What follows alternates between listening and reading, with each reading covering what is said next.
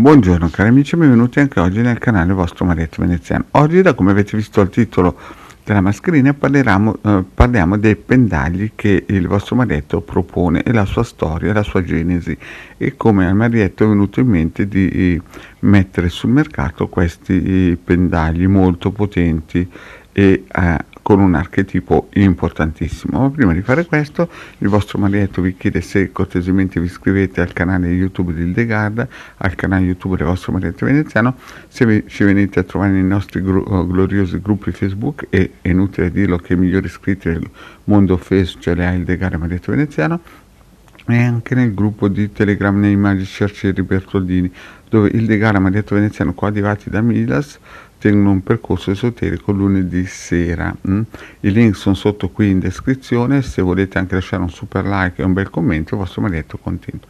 Se avete problemi a entrare, potete chiedere tranquillamente a Milas, che trovate su Face, che è sempre gentile e disponibile a aiutare tutti quelli che vogliono entrare nei nostri gruppi misterici. Bene, iniziamo un po' a parlare di come il vostro Marietto ha pensato di proporre questo pendaglio che ha come disegno la scala di Giacobbe o l'albero sefirotico, che poi è la stessa identica cosa.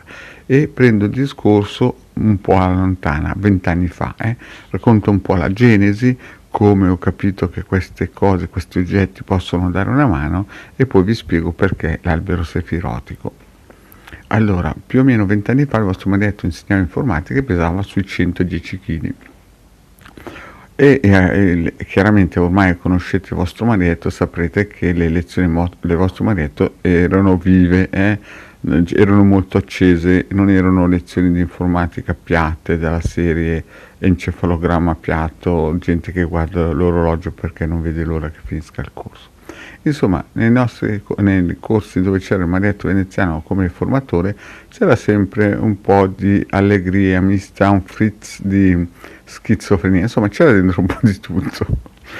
Erano corsi per adulti e la cosa andava bene. Comunque un giorno una mia corsista, a un certo punto, finita la lezione, era magra come un picchio, viene lì da me e mi dice: sai, io una volta ero, insomma, come te, un po' pacciocotto come te, poi a un certo punto sono andato da un medico, questo medico mi ha dato un pendaglio, ed era il 2000, questo qui era successo nel 2000, mi ha dato un pendaglio e da quel giorno lì ho cominciato praticamente a dimagrire, al che io la guardo, sapete che il vostro Marietto è cristiano evangelico, ho cominciato a pensare: questa qui sta cercando di rifilarmi qualcosa, però ho fatto bella cera per il semplice fatto che era la mia corsista, poi aveva una certa età, insomma sono stato al gioco.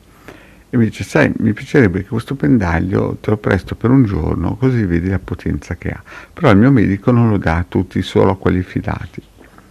Il giorno dopo, per la miseria, mi arriva col pendaglio e io non potevo dirgli di no, ormai gli avevo detto di sì, che l'avrei provato.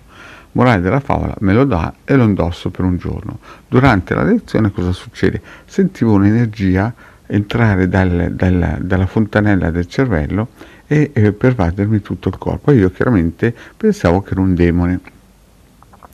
Proprio sentivo questa energia che entrava, un flusso di energia, pensavo che era un demone. E ho pensato: cavolo, questo qui mi ha fatto praticamente invadere da un demone. Morale della favola, però mi sentivo energeticamente più caricato. Morale della favola, alla fine della lezione, la sera, la tipa torna, la signora torna e me lo richiede indietro. E a un certo punto ho pensato: perché sono cristiano evangelico? Perché se no direi che questo pendaglio funziona. Da cristiano evangelico devo pensare che magari era un demone, però visto che sono cristiano, i demoni non vanno dentro i cristiani e quindi è praticamente impossibile che un demone. Facevo tutti i miei ragionamenti da rinco rinco, rimba rimba. Morale della favola, passano gli anni e circa dopo 9 anni pensavo a questo pendaglio qua, e dovevo trovare una soluzione. A un certo punto avevo trovato su internet un pendaglio che non era lo stesso, quello costava 650 franchi e quel pendaglio del 2000, e ogni 6 mesi bisognava ricaricarlo con 300 franchi. Questo pendaglio invece che avevo trovato costava nettamente di meno, l'ho ordinato, l'ho fatto arrivare, appena l'ho messo su ho sentito una botta nello sterno e mi è venuto, ho cominciato a voler fare delle cose a livello materiale. Cioè praticamente mi ero messo a dipingere tutta la casa e quant'altro, no? E fino a un certo punto la cosa era interessante, però a un certo punto mi ero reso conto che ero cambiato, non ero praticamente più io, cioè praticamente questo pendaglio che avevo messo era molto potente, ma non mi riconoscevo più perché facevo tantissime cose ed ero diventato non schiavo della materialità, ma diciamo che non ero più io, praticamente non era più il Marietto veneziano di una volta, era più che altro un robot, perché effettivamente non riuscivo a dormire, che mi dovevo alzare e fare qualcosa per la casa, no? E quindi dopo un po', quando ho pitturato tutta la casa, quando ho fatto tutte le cose che dovevo fare, l'ho buttato via in un corso d'acqua. Però al vostro Marietto è sempre rimasto impresso un qualcosa di ancestrale, qualcosa che avevo visto a piccolino ma non riuscivo a capire. Poi col tempo si sono aperte tanti cancelli che mi avevano chiuso la testa. Poi a un certo punto, faccio solo questo racconto in breve, no? Chiaramente. Poi a un certo punto cosa succede? Succede che vedo un libro più o meno nel 2011 e questo libro aveva su come si suol dire, un alberello con delle lucine.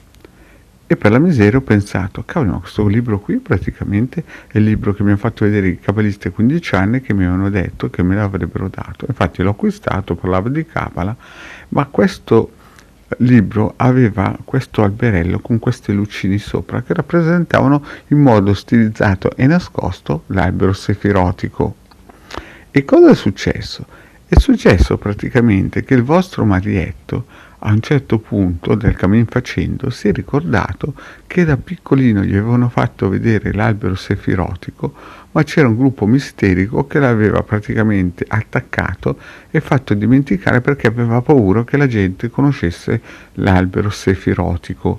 E cioè praticamente questo gruppo misterico si era messo in mente di cancellare nel subconscio, nell'inconscio e nella conoscenza generale l'albero sefirotico.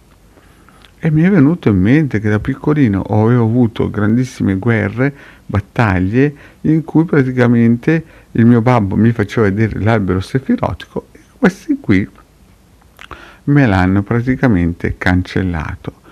E allora il vostro Marietto ha fatto 1 più 1 e si è ricordato di questa cosa. Già a vedere l'albero sefirotico mi è venuto in mente, al di là dei quadranti in cui io ho messo dentro l'albero sefirotico e lo propongo anche come circuito radionico, infatti quando lui entra nel subconscio lavora tremendamente in senso positivo, chiaramente, perché è la scala per ritornare alla Keter. E quindi mi sono ricordato che questi qui di quel gruppo misterico tremendo non voleva assolutamente che la gente vedesse questa cosa qua. Chiaramente l'albero sefirotico è per le anime antiche. Chi acquista il prodotto che il vostro Marietto propone è semplicemente perché è un richiamo ancestrale della sua vecchia anima che vuole tornare a casa.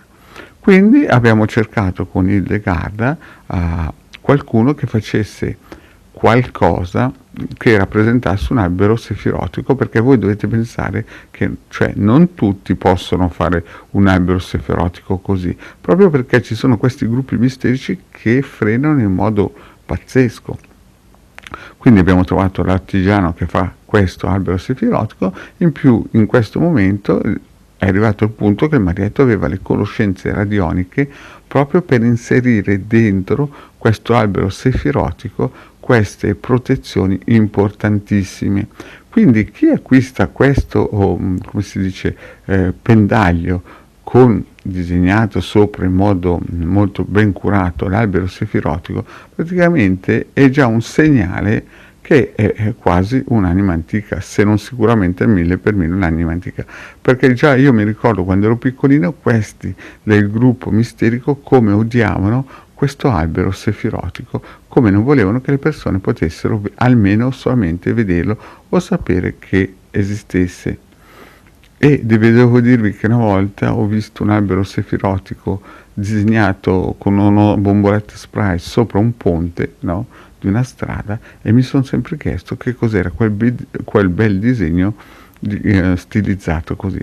Dopo chiaramente nel tempo la memoria mi è tornata e mi sono ricordato. Bene cari amici, questo per dirvi l'importanza dell'albero sefirotico per chi è che l'ha preso, per chi è che è possessore di questa cosa, in più chiaramente l'importanza delle energie radioniche che il vostro marietto metterà dentro o mette dentro in questi prodotti qui, che sono delle energie che non si vedono ma che ci sono e operano sempre al di là della forza energetica che emette questo albero sefirotico, che già di per sé sarebbe eccezionale già come amuleto. Bene cari amici, detto questo, il vostro marietto vi ringrazio di avermi seguito fino qua su questa filippica dell'albero sefirotico e vi ringrazia e vi saluta. Ciao!